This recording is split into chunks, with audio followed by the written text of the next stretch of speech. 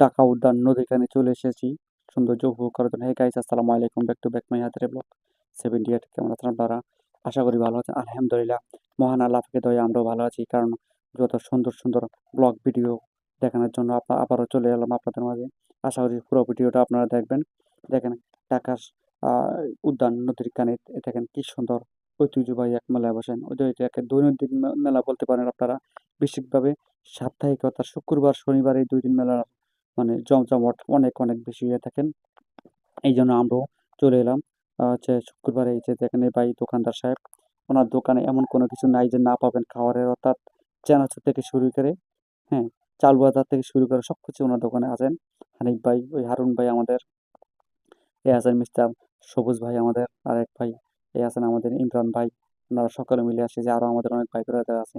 সবাই আমরা এক জায়গায় নাই, সেই জন্য ক্যামেরা মধ্যে করতে পারলাম না। এই হচ্ছে উনি শরবত বিক্রি করেন। এই দেখেন, এই দোকানে অনেক কিছু আছে বেচা কিনা, চটপটি থেকে শুরু করে অনেক অনেক কিছু। এই যে ঠান্ডা আইসক্রিম, আমাদের হারুন ভাই, রংপুরের হারুন ভাই এখানে আমাদের সাথে আছেন, যুক্ত হয়েছেন। আসলে সকলে মিলে এসে বসেছি লঞ্চ ঘাট, অর্থাৎ নদীর কানে যেই নৌকা ঘাট আছে এটাকে বলা হয় ট্রলার ঘাট। ট্রলার ঘাটে এসে পড়ছি।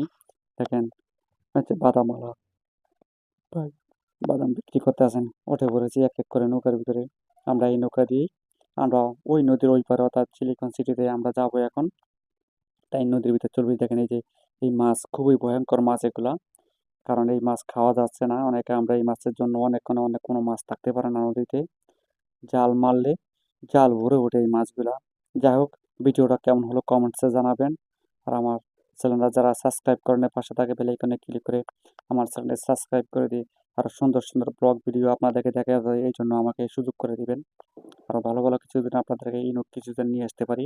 তো সবাই ভালো থাকবেন, ভালো রাখবেন। এখন আমরা চলে যাচ্ছি নেক্সট ভিডিও দেখার।